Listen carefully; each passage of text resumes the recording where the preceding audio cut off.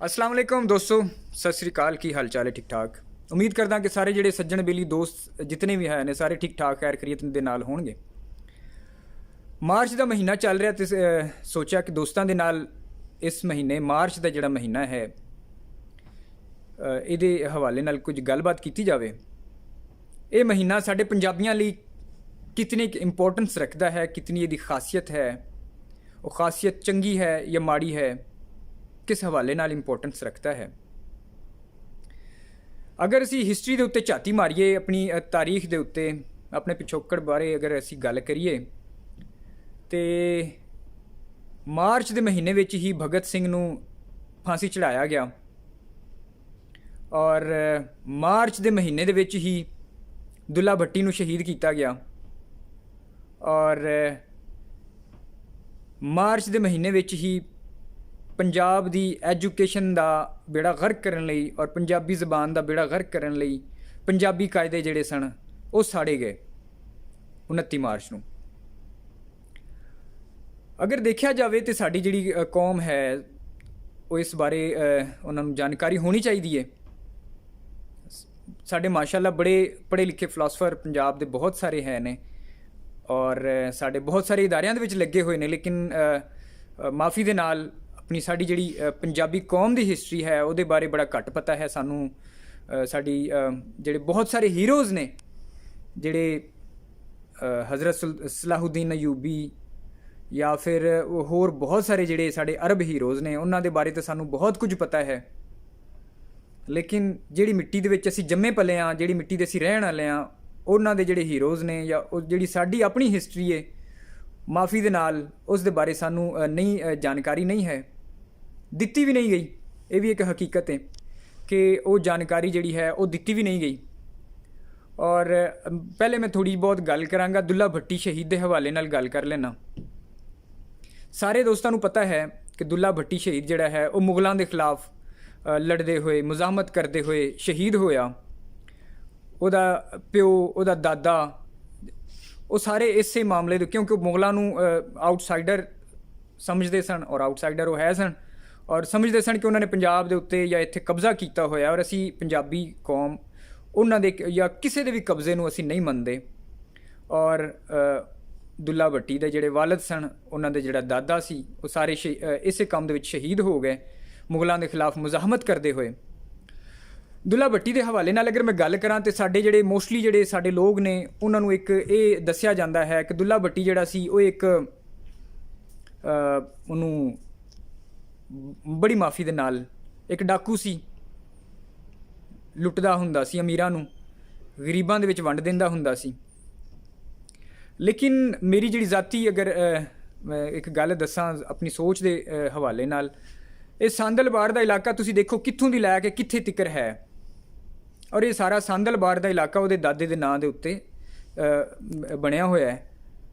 ते अपने इलाके दा जिहड़ा चौधरी होवे, अपने इलाके दा जिहड़ा मालक होवे, एक वड्डे इलाके का अपना सारा उत्थे दे कई पिंडां दा मालक होवे ते साडी सोच जिहड़ी वो मन नहीं सकती कि तुसीं उहनूं डाकू या चोर लुटेरा यार कोई अकल नूं हत्थ मारो। ये अंग्रेज़ गोरे दा और जिहड़े भी दूसरे हमलावर है सन जिन्हां ने पंजाब ते कब्जा किया या होर इलाकिਆਂ दे उत्ते उन्हां दा तरीकाकार यही सी कि जिहड़े इत्थे दे मुकामी हीरोज़ या जिहड़े मुजाहमतकार या जिहड़े मुजाहिदीन जिहड़े उन्हां दे खिलाफ मुजाहमत करते सन उन्हां नूं चोर बना दो, उन्हां नूं डाकू डिकलेयर कर दो। और दूसरा फिर एक होर चीज़ ये भी है कि तुसी अगर आंदे हो कि उन्होंने रलांदे हो, कंपेयर करते हो उहदे नाल रॉबन हुड दे नाल। रॉबन हुड जिहड़ा सी वो जगीरदारां नूं या वड्डे लोकां नूं अमीरां नूं लुट लैंदा हुंदा सी, गरीबां विच वंड दिंदा हुंदा सी। लेकिन अगर देखा जाए तो दुल्ला भट्टी शहीद जिहड़ा है वो जगीरदारां नाल या इन्ना ज़्यादा उहदा टाकरा उन्हां नाल नहीं सी। उहदा टाकरा सी अपने वक्त का जिहड़ा सब तो वड्डा जिहड़ा उस वेले अगर देखा जाए तो अकबर बादशाह जिहड़ा वक्त का बादशाह सी, उहदी टक्कर उहदे नाल सी। तो इस करके तो असी अगर देखा जाए तो रॉबन हुड दे नाल उहनूं कंपेयर करके तो असी बुनियादी तौर पर असी दुल्ला भट्टी की तौहीन करते हैं। बिल्कुल उसकी तौहीन नहीं करनी चाहिए और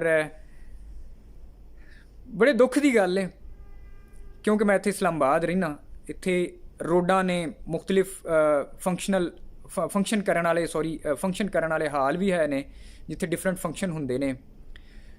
ਬਹੁਤ ਸਾਰੇ ਸ਼ਾਪਿੰਗ ਮਾਲ ਨੇ, ਹਾਊਸਿੰਗ ਸੁਸਾਇਟੀਆਂ ਨੇ, ਮੁਖਤਲਿਫ ਲੋਕਾਂ ਦੇ ਨਾਂ ਦੇ ਉੱਤੇ ਬਣੇ ਹੋਏ ਨੇ। ਈਵਨ ਗਾਣੇ ਗਾਉਣ ਵਾਲਿਆਂ ਦੇ ਨਾਵਾਂ ਦੇ ਉੱਤੇ ਵੀ ਬਣੇ ਨੇ।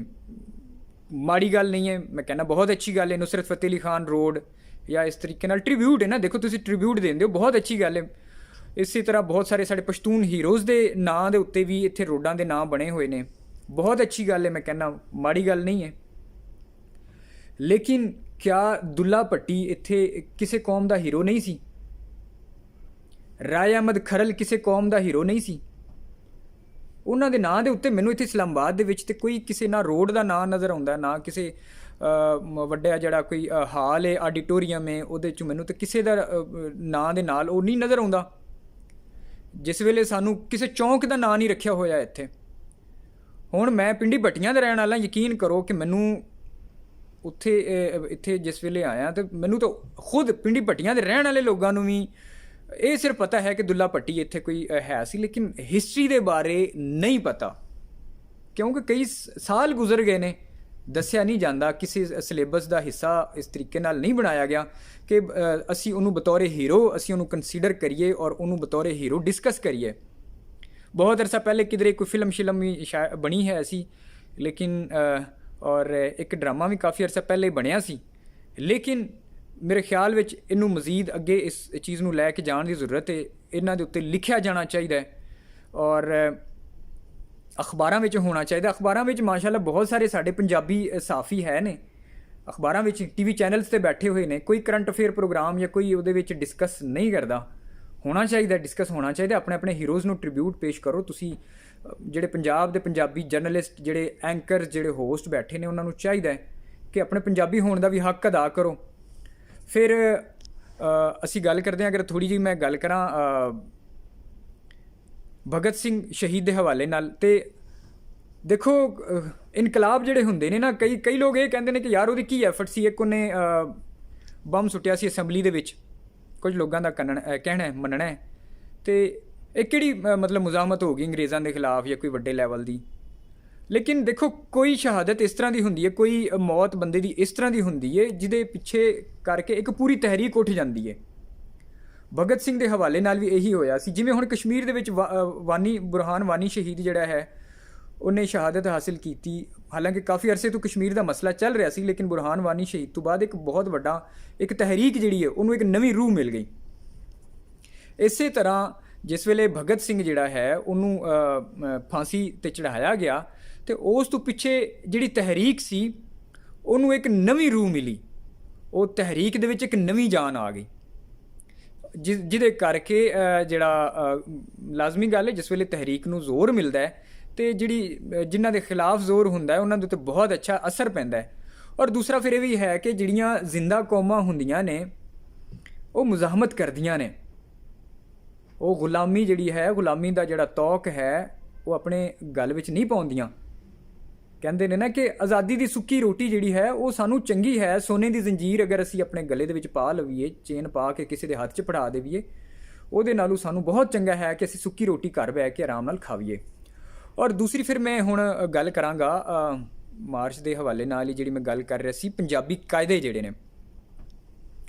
ਜਿਸ ਵੇਲੇ ਰਣਜੀਤ ਸਿੰਘ ਦੀ ਹੁਕੂਮਤ ਆਈ ਤਾਂ ਰਣਜੀਤ ਸਿੰਘ ਜਿਹੜਾ ਸੀ ਉਹਨੇ ਕਿਉਂਕਿ ਐਜੂਕੇਸ਼ਨ ਦੇ ਹਵਾਲੇ ਨਾਲ ਔਰ ਬਹੁਤ ਸਾਰੇ ਅੱਛੇ ਜਿਹੜੇ ਕੰਮ ਸਨ ਉਹ ਕੀਤੇ ਸਨ, ਉਹਦੇ ਵਿੱਚ ਇੱਕ ਇਹ ਸੀ ਕਿ ਉਹਨੇ ਪੰਜਾਬੀ ਕਾਇਦਾ ਜਿਹੜਾ ਸੀ ਇਹ ਬਣਵਾਇਆ ਸੀ।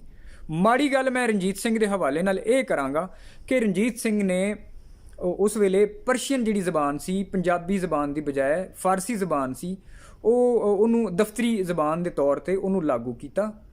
ਦਫ਼ਤਰੀ ਜ਼ਬਾਨ ਪੰਜਾਬੀ ਜ਼ਬਾਨ ਨਹੀਂ ਰੱਖੀ। ਕਾਸ਼ ਕਿ ਉਹਦੇ ਕੋਲ ਮੌਕਾ ਸੀ ਉਸ ਵੇਲੇ ਉਹ ਉੱਥੇ ਪੰਜਾਬੀ ਜ਼ਬਾਨ ਨੂੰ ਪੰਜਾਬ ਦੀ ਦਫ਼ਤਰੀ ਜ਼ਬਾਨ ਬਣਾਉਂਦਾ, ਉਹਦੇ 'ਤੇ ਕੰਮ ਕਰਦਾ, ਲੇਕਿਨ ਉਹਨੇ ਫਾਰਸੀ ਜ਼ਬਾਨ ਨੂੰ ਹੀ ਬਤੌਰੇ ਦਫ਼ਤਰੀ ਜ਼ਬਾਨ ਰੱਖਿਆ। ਔਰ ਇਹਦੇ ਕਰਕੇ ਮੈਂ ਆਪਣੇ ਜਿਹੜੇ ਸਾਡੇ ਮੁਸਲਿਮ ਵੀਰ ਨੇ, ਮੁਸਲਿਮ ਭਰਾ ਨੇ, ਉਹ ਪਿੱਛੇ ਕਿਉਂਕਿ ਦੇਖੋ ਬਹੁਤ ਸਾਰੀਆਂ ਚੀਜ਼ਾਂ ਤੁਸੀਂ ਸਟੈਬਲਿਸ਼ਮੈਂਟ ਦੇ ਉੱਤੇ ਜਿਸ ਤਰ੍ਹਾਂ ਪਾਉਂਦੇ ਹੋ ਨਾ, ਤੇ ਇਹਦਾ ਮਤਲਬ ਇਹ ਹੈ ਕਿ ਮੁਸਲਿਮ ਸਟੈਬਲਿਸ਼ਮੈਂਟ ਉਸ ਵੇਲੇ ਵੀ ਸਟਰੋਂਗ ਸੀ, ਜਿਹਨੇ ਰਣਜੀਤ ਸਿੰਘ ਨੂੰ ਇਸ ਗੱਲ ਦੇ ਉੱਤੇ ਕਾਇਲ ਕੀਤਾ ਹੋਵੇਗਾ ਕਿ ਤੂੰ ਫਾਰਸੀ ਜ਼ਬਾਨ ਨੂੰ ਹੀ ਬਤੌਰ ਦਫ਼ਤਰੀ ਜ਼ਬਾਨ ਰੱਖ। ਔਰ ਖੈਰ ਗੱਲ ਕਿਸੇ ਹੋਰ ਸਾਈਡ ਤੇ ਨਿਕਲ ਜਾਏਗੀ। ਤੇ ਪੰਜਾਬੀ ਕਾਇਦਾ ਬਣਾਉਣ ਦਾ ਜਿਹੜਾ ਮਕਸਦ ਸੀ ਉਹ ਇਹ ਸੀ ਕਿ ਪੰਜਾਬ ਦੇ ਵਿੱਚ ਐਜੂਕੇਸ਼ਨ ਜਿਹੜੀ ਹੈ, ਲਿਟਰੇਸੀ ਰੇਟ ਜਿਹੜਾ ਹੈ ਉਹ ਜ਼ਿਆਦਾ ਹੋ ਜਾਏ। ਹਰ ਪੰਜਾਬੀ ਤਕਰੀਬਨ ਪੜ੍ਹਿਆ ਲਿਖਿਆ ਹੋਣਾ ਚਾਹੀਦਾ ਹੈ। ਕਾਸ਼ ਕਿ ਜਿਹੜੇ ਉਸ ਤੋਂ ਪਿੱਛੇ ਸਾਡੇ ਹੁਕਮਰਾਨ ਨੇ ਉਹਨਾਂ ਨੂੰ ਵੀ ਕੋਈ ਇਸ ਤਰ੍ਹਾਂ ਦੀ ਅਕਲ ਆਉਂਦੀ, ਕੋਈ ਉਹ ਵੀ ਐਜੂਕੇਸ਼ਨ ਦੇ ਹਵਾਲੇ ਨਾਲ ਕੋਈ ਗੱਲ ਕਰਦੇ, ਤਾਲੀਮ ਦੇ ਹਵਾਲੇ ਨਾਲ। ਔਰ ਟੈਕਸਲਾ ਦੇ ਵਿੱਚ ਜਿਹੜੀਆਂ ਯੂਨੀਵਰਸਿਟੀਆਂ ਬਣੀਆਂ ਹੋਈਆਂ ਨੇ, ਬੜਾ ਵਧੀਆ ਲੱਗਦਾ ਹੈ ਇਹ ਜਾਣ ਕੇ ਕਿ ਪੰਜਾਬ ਦੇ ਵਿੱਚ ਉਸ ਵੇਲੇ ਵੀ ਇੱਥੇ ਆਲਾ ਦਰਜੇ ਦੀਆਂ ਯੂਨੀਵਰਸਿਟੀਆਂ ਹੈ ਸਨ ਕਿ ਦੁਨੀਆ ਵਿੱਚ ਜਿਸ ਵੇਲੇ ਜਹਾਲਤ ਦੇ ਹਨੇਰੇ ਜਿਹੜੇ ਸਨ ਉਹ ਫੈਲੇ ਹੋਏ ਸਨ, ਔਰ ਪੰਜਾਬ ਦੇ ਵਿੱਚ ਉਸ ਵੇਲੇ ਵੀ ਬਹੁਤ ਵੱਡੇ ਵੱਡੇ ਇਲਮੀ ਇਦਾਰੇ ਮੌਜੂਦ ਸਨ, ਲੇਕਿਨ ਉਸ ਤੋਂ ਪਿੱਛੇ ਉਹਦੇ ਉੱਤੇ ਕੋਈ ਖਾਸ ਕੰਮ ਨਹੀਂ ਕੀਤਾ ਗਿਆ, ਜਿਹਦੇ ਕਰਕੇ ਅੱਜ ਪੰਜਾਬ ਦਾ ਪੰਜਾਬੀ ਜਿਹੜਾ ਹੈ ਉਹ ਨਾ ਤਾਂ ਪੜ੍ਹਿਆ ਲਿਖਿਆ ਹੈ ਜ਼ਿਆਦਾ, ਔਰ ਨਾ ਉਹਦੇ ਵਿੱਚ ਕੋਈ ਕਿਉਂਕਿ ਪੜ੍ਹਿਆ ਲਿਖਿਆ ਨਹੀਂ ਹੋਏਗਾ ਤਾਂ ਸ਼ਊਰ ਦਾ ਘਾਟਾ ਹੋਏਗਾ। ਸ਼ਊਰ ਤੁਹਾਨੂੰ ਇਲਮ ਦੀ ਰੋਸ਼ਨੀ ਦੇ ਨਾਲ ਸ਼ਊਰ ਜਿਹੜਾ ਉਹ ਵੱਧਦਾ ਹੈ। ਅਤੇ ਫਿਰ ਜਿਸ ਵੇਲੇ ਗੋਰੇ ਨੇ, ਕਿਉਂਕਿ ਰਣਜੀਤ ਸਿੰਘ ਦੇ ਜਿਉਂਦਿਆਂ ਜੀ ਤੇ ਗੋਰਾ ਕਬਜ਼ਾ ਨਹੀਂ ਕਰ ਸਕਿਆ, ਜਿਹੜੇ ਵੀ ਲੜਾਈ ਝਗੜੇ ਹੋਏ, ਜੰਗ ਕੋਈ ਹੋਈ ਜਿਹੜੀ, ਉਹਦੇ ਵਿੱਚ ਗੋਰਾ ਜਿਹੜਾ ਸੀ ਉਹਨੂੰ ਮੂੰਹ ਦੀ ਖਾਣੀ ਪਈ, ਕਿਉਂਕਿ ਉਸ ਵੇਲੇ ਪੰਜਾਬ ਬੜੇ ਜ਼ੋਰ 'ਤੇ ਸੀ ਔਰ ਪੰਜਾਬੀ ਕੌਮ ਚੜ੍ਹਦੀ ਕਲਾ 'ਚ ਸੀ। ਅੱਲਾ ਦੀ ਮਿਹਰਬਾਨੀ ਨਾਲ ਉਸ ਤੋਂ ਪਿੱਛੇ ਵੀ ਚੜ੍ਹਦੀ ਕਲਾ 'ਚ, ਲੇਕਿਨ ਉਸ ਤੋਂ ਪਿੱਛੇ ਮਾੜੇ ਹਾਲਾਤ ਵੀ ਕਾਫੀ ਆਏ ਨੇ। ਜਿਸ ਵੇਲੇ ਫਿਰ ਗੋਰੇ ਨੇ ਰਣਜੀਤ ਸਿੰਘ ਦੇ ਮਰਨ ਤੋਂ ਪਿੱਛੇ ਪੰਜਾਬ ਦੇ ਉੱਤੇ ਕਬਜ਼ਾ ਕੀਤਾ, ਅਤੇ ਜਿਹੜੇ ਪੰਜਾਬੀ ਮੁਜ਼ਾਹਮਤਕਾਰ ਸਨ, ਜਿਹੜੇ ਗੋਰੇ ਦੇ ਖਿਲਾਫ ਮੁਜ਼ਾਹਮਤ ਕਰ ਰਹੇ ਸਨ, ਲੜ ਰਹੇ ਸਨ, ਜਿਨ੍ਹਾਂ ਨੇ ਹਥਿਆਰ ਚੱਕੇ ਸਨ, ਉਹਦੇ ਲਈ ਗੋਰੇ ਨੇ ਇੱਕ ਮਖਸੂਸ, ਹੁਣ ਮੇਰੇ ਜ਼ਿਹਨ 'ਚ ਇਹ ਨਹੀਂ ਆ ਰਿਹਾ ਕਿ ਕਿਤਨਾ ਇਨਾਮ ਰੱਖਿਆ ਹੋਇਆ ਸੀ। ਉਹਨੇ ਇੱਕ ਇਨਾਮ ਰੱਖਿਆ ਕਿ ਰਿਵਾਰਡ ਦੇ ਤੌਰ 'ਤੇ ਕਿ ਤੂੰ ਅਗਰ ਆਪਣੀ ਬੰਦੂਕ ਜਿਹੜੀ ਹੈ ਉਹ ਮੇਰੇ ਹਵਾਲੇ ਕਰਦਾ ਹੈ ਤਾਂ ਮੈਂ ਤੈਨੂੰ ਮਿਸਾਲ ਇੱਕ ਦੇ ਰਿਹਾ ਕਿ ਮੈਂ ਤੈਨੂੰ 100 ਰੁਪਇਆ ਦਿਆਂਗਾ। ਲੋਕਾਂ ਨੇ ਅਸਲਾ, ਬਹੁਤ ਸਾਰੇ ਲੋਕਾਂ ਨੇ ਜਮ੍ਹਾਂ ਕਰਵਾਇਆ, ਠੀਕ ਹੈ, ਉਹਦੇ ਵਿੱਚ 100 ਰੁਪਇਆ ਮਿਸਾਲ ਦੇ ਤੌਰ 'ਤੇ ਇੱਕ ਬੰਦੂਕ ਜਿਹਨੇ ਜਮ੍ਹਾਂ ਕਰਵਾਈ ਉਹਨੂੰ ਦਿੱਤਾ ਜਾਂਦਾ ਸੀ। ਲੇਕਿਨ ਅੰਗਰੇਜ਼ ਨੇ ਐਲਾਨ ਕੀਤਾ ਹੋਇਆ ਸੀ ਕਿ ਜਿਹੜਾ ਪੰਜਾਬੀ ਕਾਇਦਾ ਜਿਹੜਾ ਹੈ, ਜਿਹਦੇ ਕਰਕੇ ਪੰਜਾਬੀ ਪੜ੍ਹਿਆ ਲਿਖਿਆ ਹੈ, ਜਿਹਦੇ ਕਰਕੇ ਪੰਜਾਬੀਆਂ ਦੇ ਵਿੱਚ ਐਜੂਕੇਸ਼ਨ ਜਿਹੜੀ ਹੈ ਉਹ ਬਹੁਤ ਜ਼ਿਆਦਾ ਹੋ ਗਈ ਸੀ, ਜਿਹਦੇ ਕਰਕੇ ਹਰ ਪੰਜਾਬੀ ਤਕਰੀਬਨ ਪੜ੍ਹਿਆ ਲਿਖਿਆ ਸੀ, ਖੱਤ ਲਿਖ ਲੈਂਦਾ ਸੀ, ਪੜ੍ਹ ਲੈਂਦਾ ਸੀ, ਉਹ ਕਾਇਦਾ ਅਗਰ ਤੁਸੀਂ ਗੋਰੇ ਦੇ ਹਵਾਲੇ ਕਰਦੇ ਹੋ ਤੇ ਗੋਰਾ ਤੁਹਾਨੂੰ ਉਸ ਰਿਵਾਰਡ ਦੇ ਬਦਲੇ, ਜਿਹੜਾ ਉਹਦੇ ਬੰਦੂਕ ਦੇਣ ਦੇ ਹਵਾਲੇ ਨਾਲ ਰਿਵਾਰਡ ਸੀ, ਉਹਦੇ ਤੋਂ ਦੂਣਾ, ਉਹਦੇ ਤੋਂ ਡਬਲ ਜਿਹੜਾ ਹੈ ਪੰਜਾਬੀ ਕਾਇਦਾ ਜਮ੍ਹਾਂ ਕਰਵਾਉਣ 'ਤੇ ਉਹਨੂੰ ਦਿੱਤਾ ਜਾਂਦਾ ਸੀ। ਫਿਰ ਉਹ ਕਾਇਦੇ ਜਮ੍ਹਾਂ ਕੀਤੇ ਗਏ ਔਰ 29 ਮਾਰਚ ਨੂੰ ਉਹ ਕਾਇਦਿਆਂ ਨੂੰ ਅੱਗ ਲਾ ਦਿੱਤੀ ਗਈ, ਜਿਹਦੇ ਕਰਕੇ ਅਸੀਂ ਕਹਿੰਦੇ ਹਾਂ ਕਿ 29 ਮਾਰਚ ਜਿਹੜਾ ਹੈ ਉਹ ਸਾਡੇ ਲਈ ਬਤੌਰ ਯੌਮੇ ਸਿਆਹ ਜਿਹੜਾ ਹੈ, ਕਾਲਾ ਦਿਹਾੜਾ ਜਿਹੜਾ ਹੈ ਉਹ ਹੈ। ਔਰ ਦੋਸਤੋ, ਉਮੀਦ ਕਰਦਾ ਕਿ ਥੋੜ੍ਹੀ ਬਹੁਤ ਜਾਣਕਾਰੀ ਮਿਲੀ ਹੋਵੇਗੀ ਤੁਹਾਨੂੰ, ਔਰ ਬਤੌਰ ਪੰਜਾਬੀ ਕੋਸ਼ਿਸ਼ ਕਰੋ ਕਿ ਆਪਣੇ ਇਤਿਹਾਸ ਨੂੰ, ਆਪਣੀ ਹਿਸਟਰੀ ਨੂੰ ਖੋਜੋ, ਆਪਣੀ ਹਿਸਟਰੀ ਬਾਰੇ ਪੜ੍ਹੋ। ਬਹੁਤ ਸਾਰੀਆਂ ਚੀਜ਼ਾਂ ਜਿਹੜੀਆਂ ਸਾਨੂੰ ਇਸ ਤੋਂ ਪਹਿਲੇ ਸ਼ਾਇਦ ਦੱਸੀਆਂ ਗਈਆਂ ਨੇ, ਜਿਹੜੇ ਬਾਰੇ ਸਾਨੂੰ ਬਹੁਤ ਸਾਰੀਆਂ ਚੀਜ਼ਾਂ ਗਲਤ ਨੇ। ਖੁਦ ਪੜ੍ਹੋ, ਆਪ ਪੜ੍ਹੋ, ਜਾਣਕਾਰੀ ਲੱਭੋ। ਦੋਵੇਂ ਪੱਖ ਜਿਹੜੇ ਨੇ, ਚੜ੍ਹਦੇ ਪੰਜਾਬ ਵਾਲਿਆਂ ਦੇ ਵੀ, ਉਹਨਾਂ ਦੀ ਵੀ ਸੁਣੋ, ਉਹ ਕੀ ਲਿਖਦੇ ਨੇ, ਤੁਸੀਂ ਉਹਦੇ ਬਾਰੇ ਕੀ ਲਿਖਦੇ ਹੋ, ਉਸ ਤੋਂ ਪਿੱਛੇ ਫਿਰ ਆਪ ਤੁਸੀਂ ਫੈਸਲਾ ਕਰੋ। ਰੱਬ ਨੇ ਅਕਲ ਦਿੱਤੀ ਹੋਈ ਹੈ ਕਿ ਇਹਦੇ ਵਿੱਚ ਗਲਤ ਕੀ ਹੋਏਗਾ ਜਾਂ ਠੀਕ ਕੀ ਹੋਏਗਾ। ਉਹ ਵੀਡੀਓ ਖ਼ਤਮ ਕਰਨ ਤੋਂ ਪਹਿਲੇ ਮੈਂ ਇੱਕ ਛੋਟੀ ਜਿਹੀ ਅਰਜ਼ ਕਰਾਂ ਕਿ ਦੇਖੋ, ਹੀਰੋ ਜਿਹੜੇ ਨੇ ਉਹ ਸਾਡੇ ਸਾਂਝੇ ਨੇ, ਹੀਰੋ ਸਾਡੇ ਸਾਂਝੇ ਨੇ, ਚੜ੍ਹਦੇ ਪੰਜਾਬ ਵਾਲਿਆਂ ਦੇ ਵੀ, ਲਹਿੰਦੇ ਪੰਜਾਬ ਵਾਲਿਆਂ ਦੇ ਵੀ। ਅਗਰ ਦੇਖਿਆ ਜਾਵੇ ਤਾਂ ਜਿਸ ਵੇਲੇ ਜਲਿਆਂਵਾਲਾ ਬਾਗ ਹੋਇਆ ਸੀ, ਅੰਗਰੇਜ਼ ਨੇ, ਜਨਰਲ ਡਾਇਰ ਨੇ ਆਰਡਰ ਕੀਤਾ ਗੋਲੀ ਦਾ, ਸਰੇਆਮ ਨਿਹੱਤੇ ਪੰਜਾਬੀਆਂ ਦੇ ਉੱਤੇ, ਬੀਬੀਆਂ, ਬੰਦਿਆਂ, ਬੱਚਿਆਂ ਦੇ ਉੱਤੇ ਗੋਲੀਆਂ ਚਲਾਈਆਂ ਗਈਆਂ। ਉਹਦੇ ਵਿੱਚ ਹਿੰਦੂ ਪੰਜਾਬੀ ਵੀ ਮਾਰੇ ਗਏ, ਉਹਦੇ ਵਿੱਚ ਸਿੱਖ ਪੰਜਾਬੀ ਵੀ ਮਾਰੇ ਗਏ, ਮੁਸਲਮਾਨ ਪੰਜਾਬੀ ਵੀ ਮਾਰੇ ਗਏ। ਜਨਰਲ ਡਾਇਰ ਦੇ ਉੱਤੇ ਮੁਕੱਦਮਾ ਕੀ ਹੋਣਾ ਸੀ, ਉਹਨੂੰ ਉਹਦੀਆਂ ਜਿਹੜੀਆਂ ਜ਼ਿਆਦਾ ਤੋਂ ਜ਼ਿਆਦਾ ਇਹ ਕੀਤਾ ਗਿਆ ਕਿ ਉਹਨੂੰ 1000 ਤੋਂ ਵੱਧ ਤਕਰੀਬਨ ਜਿਹੜੀ ਹਿਸਟਰੀ ਦੱਸਦੀ ਏ, ਤਕਰੀਬਨ 1400-1500 ਲੋਕ ਜਿਹੜੇ ਸਨ ਉਹ ਮਾਰੇ ਗਏ ਸਨ, ਸ਼ਹੀਦ ਹੋਏ ਸਨ ਉਸ ਭਗਦੜ ਦੇ ਵਿੱਚ। ਉਸ ਗੋਲੀਆਂ ਦੇ ਜਿਹੜੀਆਂ ਖੁੱਲੀਆਂ ਗੋਲੀਆਂ ਮਾਰੀਆਂ ਗਈਆਂ, ਸਰੇਆਮ ਗੋਲੀਆਂ ਮਾਰੀਆਂ ਗਈਆਂ। ਫਿਰ ਉਹਦਾ ਉਦਮ ਸਿੰਘ ਨਾਂ ਦਾ ਇੱਕ ਜਵਾਨ ਜਿਹੜਾ ਹੈ ਲੰਡਨ ਵਿੱਚ ਉੱਥੇ ਗਿਆ ਜਨਰਲ ਡਾਇਰ ਦੇ ਪਿੱਛੇ, ਜਨਰਲ ਡਾਇਰ ਤੋਂ ਉੱਥੇ ਟੁਰ ਗਿਆ। ਗੋਰਾ ਸਰਕਾਰ ਜਿਹੜੀ ਅੱਜ ਤਮਗੇ ਲੈਂਦੀ ਏ, ਇਨਸਾਫ ਪਸੰਦੀ ਦਾ ਇਨਸਾਫ ਪਸੰਦ ਹੁੰਦੇ ਤੇ ਜਨਰਲ ਡਾਇਰ ਨੂੰ ਫਾਂਸੀ ਚੜਾਉਂਦੇ। ਉਹਨਾਂ ਨੇ ਤਾਂ ਫਾਂਸੀ ਨਹੀਂ ਚੜਾਇਆ, ਉਹਨੂੰ ਵਾਪਸ ਭੇਜ ਦਿੱਤਾ, ਘਰ ਭੇਜ ਦਿੱਤਾ, ਜਾ ਆਪਣੀ ਫੈਮਿਲੀ ਦੇ ਨਾਲ ਮੌਜਾਂ ਮਾਰ। ਅਤੇ ਫਿਰ ਇੱਕ ਪੰਜਾਬੀ ਪੁੱਤਰ ਉਦਮ ਸਿੰਘ ਗਿਆ ਉੱਥੇ, ਉਹਨੂੰ ਇੱਕ ਪ੍ਰੋਗਰਾਮ ਦੇ ਦੌਰਾਨ ਸਟੇਜ 'ਤੇ ਚੜ੍ਹਿਆ ਹੋਇਆ ਸੀ, ਉਹਨੇ ਗੋਲੀ ਮਾਰ ਦਿੱਤੀ। ਔਰ ਬਾਅਦ ਵਿੱਚ ਊਧਮ ਸਿੰਘ ਆਪ ਵੀ ਫਾਂਸੀ ਚੜ੍ਹ ਗਿਆ। ਤੇ ਕਹਿਣ ਦਾ ਮਤਲਬ ਇਹ ਹੈ ਕਿ ਆਪਣੇ ਜਿਹੜੇ ਸਾਡੇ ਹੀਰੋਜ਼ ਨੇ, ਮਜ਼ਹਬ ਦੀ ਐਨਕ ਲਾ ਕੇ, ਮਜ਼ਹਬ ਦਾ ਚਸ਼ਮਾ ਲਾ ਕੇ, ਮੇਰੇ ਵੀਰੋ, ਮੇਰੇ ਭਰਾਓ, ਉਹਨਾਂ ਦੇ ਬਾਰੇ ਜਾਣਕਾਰੀ ਲਓ, ਉਹਨਾਂ ਨੂੰ ਟ੍ਰਿਬਿਊਟ ਦਿਓ, ਉਹਨਾਂ ਨੂੰ ਸਲਾਮ ਪੇਸ਼ ਕਰੋ। ਇਹ ਨਾ ਦੇਖੋ ਕਿ ਉਹ ਕੌਣ ਹੈ। ਰਾਏ ਅਹਿਮਦ ਖਰਲ ਸ਼ਹੀਦ, ਅੱਲਾਹ ਪਾਕ ਦਰਜਾਤ ਬੁਲੰਦ ਕਰੇ, ਉਹਨਾਂ ਨੂੰ ਸਲਾਮ ਪੇਸ਼ ਕਰੋ। ਦੁੱਲਾ ਭੱਟੀ ਨੂੰ ਸਲਾਮ ਪੇਸ਼ ਕਰੋ, ਭਗਤ ਸਿੰਘ ਨੂੰ ਸਲਾਮ ਪੇਸ਼ ਕਰੋ। ਔਰ ਉਸ ਤੋਂ ਇਲਾਵਾ ਵੀ ਜਿਤਨੇ ਹੀਰੋਜ਼ ਨੇ, ਚਾਹੇ ਉਹ ਹਿੰਦੂ ਮਜ਼ਹਬ ਨਾਲ ਨੇ, ਸਿੱਖ ਮਜ਼ਹਬ ਨਾਲ ਨੇ, ਮੁਸਲਮਾਨ ਨੇ, ਲੇਕਿਨ ਅਗਰ ਉਹਨਾਂ ਨੇ ਪੰਜਾਬ ਔਰ ਪੰਜਾਬੀਅਤ ਦਾ, ਪੰਜਾਬੀ ਕੌਮ ਲਈ ਆਪਣੇ ਸਿਰ ਕਟਾਏ ਨੇ, ਪੰਜਾਬੀਅਤ ਦਾ ਝੰਡਾ ਬੁਲੰਦ ਰੱਖਿਆ ਹੈ, ਤੇ ਫਿਰ ਮੇਰੇ ਭਰਾਓ, ਉਹਨਾਂ ਨੂੰ ਸਲਾਮ ਪੇਸ਼ ਕਰਨਾ ਸਾਡੇ ਉੱਤੇ ਫਰਜ਼ ਹੈ। ਬਹੁਤ ਮਿਹਰਬਾਨੀ।